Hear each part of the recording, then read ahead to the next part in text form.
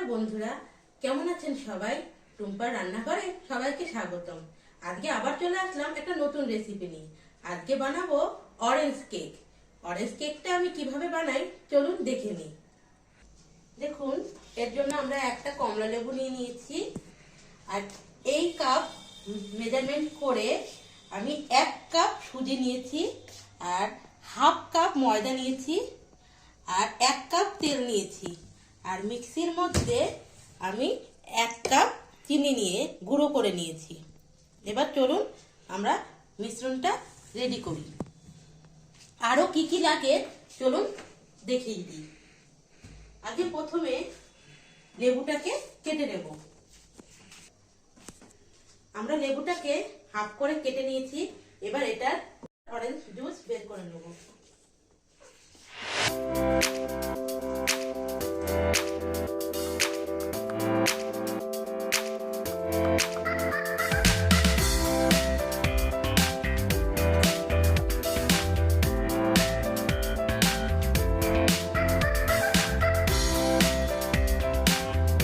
এবার আমরা তেলটাকে দিয়ে দেবো। এর মধ্যে আমরা গুঁড়ো চিনিটাকে দিয়ে দেবো।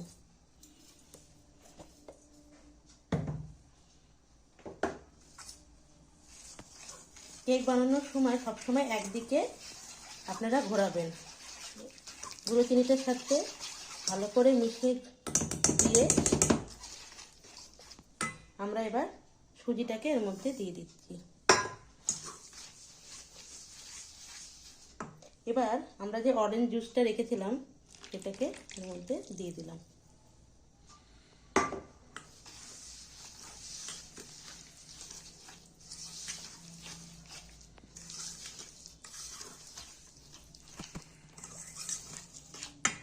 এবার যে ময়দাটা রেখেছিলাম সেই ময়দাটা এর মধ্যে দিয়ে দেবো।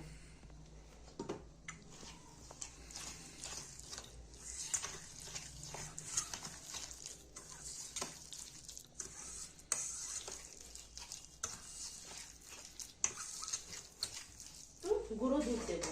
গুঁড়ো দুধটা দিলে খুব কেকের টেস্টটা আরো বেড়ে যায়। আমি 1 চামচ গুঁড়ো দুধ ব্যবহার করছি। এবার রুম টেম্পারেচারে রাখা দুধ ব্যবহার করছি। ফ্রিজের দুধ কেউ ব্যবহার করবেন না। এটাকে পাতলা করার জন্য আমি একটু দুধ ব্যবহার করছি। একবারে বেশি দুধ ঢেলে দেবেন না, কতটা লাগবে সেই পরিমাণে দুধটা ঢালবেন।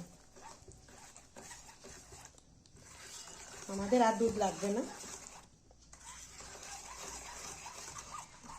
এবার এটাকে মিশিয়ে আমরা কিছুক্ষণ রেখে দেব, কারণ সুজিটা একটু ফুলে উঠবে।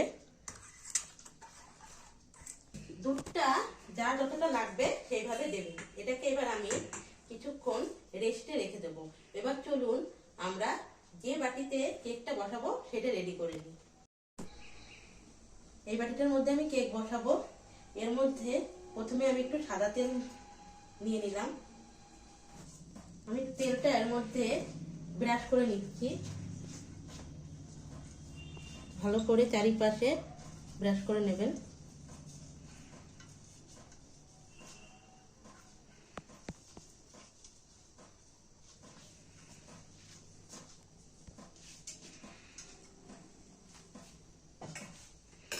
এবার এটার মধ্যে আমি ময়দা দিচ্ছি। আপনারা কেউ যদি চান বাটার পেপার বসাতে তাহলে বাটার পেপার বসিয়ে দেবেন। আমি বাটার পেপার বসাচ্ছি না, আমি ময়দা দিয়ে করে নিচ্ছি। ময়দাটা দিয়ে আমি এরকম করে সারা গায়ে এটা মাখিয়ে নেব।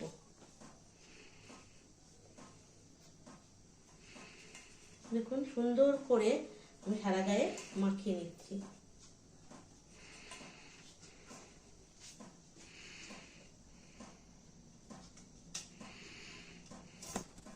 আমাদের দেখুন ময়দাটা মাখা হয়ে গেছে। এবার অতিরিক্ত ময়দাটা আমরা ঢেলে ফেলে দেব।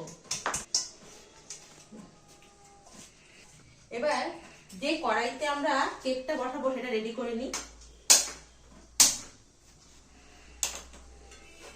এই দেখুন কড়াইটা বসিয়ে দিলাম। আমি সবসময় এই লবণটা ব্যবহার করি আবার ঠান্ডা হলে লবণটা রেখে দিই কেক বানানোর জন্য। আপনারা এরকম করে রাখতে পারেন।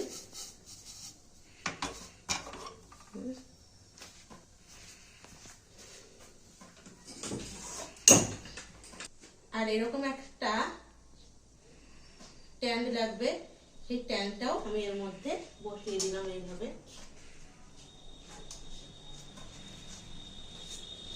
আমরা এটাকে ঢেকে দেবো। এবার কড়াইটা একটু গরম হতে থাকুক। আমরা এবার ব্যাটারটা দেখবো আমাদের কতদূর। ব্যাটারটা দেখুন সুজি ফুলে গিয়ে একটু ঘন হয়ে গেছে। এবার আমরা এতে আরেকটু দুধ দেব।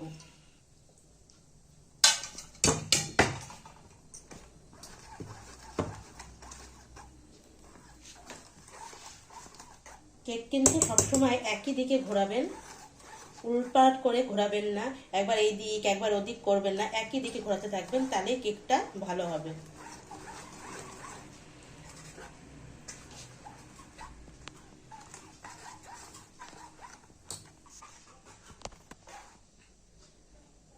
আমাদের দেখুন ব্যাটারটা রেডি। আমি কিছু কাজু বাদাম আর কিশমিশ এর মধ্যে দিয়ে দেব, কিন্তু আমরা এইভাবে দেব না। এর মধ্যে দিলে এগুলো একদম নিচে পড়ে যাবে না। এবার এর মধ্যে কিশমিশ এবং কিছু কাজু বাদাম দিয়ে দেবো। আর কিছু কাজু বাদাম আমি রেখে দিচ্ছি ডেকোরেশন করার জন্য। এবার এটাকেও ভালো করে আমি মিশিয়ে নেব। এবার আমরা এতে 1 চামচ বেকিং পাউডার দেব।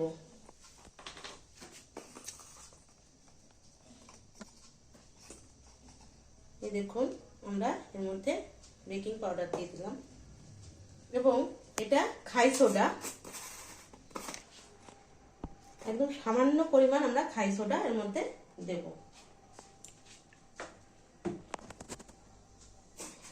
বেকিং পাউডার এবং খাই সোডা আগে মিশিয়ে রাখবো না, এটা দিয়েও বেশিক্ষণ ঘোরাবো না, তাহলে আমাদের কেকটা ভালোভাবে ফুলবে না। আমরা এটা মিশিয়েই আমরা কেকটা বসিয়ে দেব।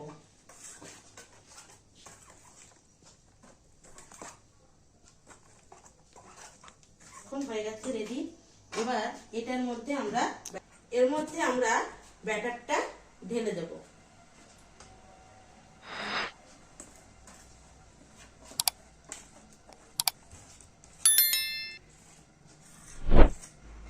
দেখুন আমাদের ব্যাটারটা এর মধ্যে দেওয়া হয়ে গেছে। এবার আমরা এটাকে এরকম করে কয়েকবার করে নেব, তাহলে এর ভিতরে যে হাওয়াটা রয়েছে সেই অতিরিক্ত হাওয়াটা বেরিয়ে যাবে।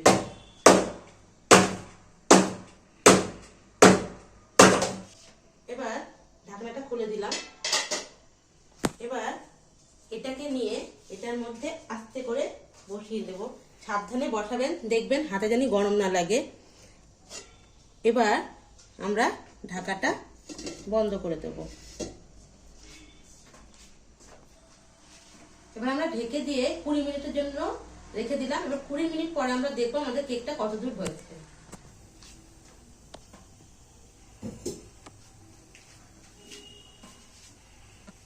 আমরা কাজু বাদাম কিশমিশ গুলো রেখেছি, আমরা তখন দিইনি, কারণ ওগুলো দিলে ভিতরে চলে যাবে। এই পর্যায়ে যদি দিয়ে দিই তাহলে এগুলো উপরের দিকেই থাকবে। এবার আমি এক এক করে এগুলো দিয়ে দেবো।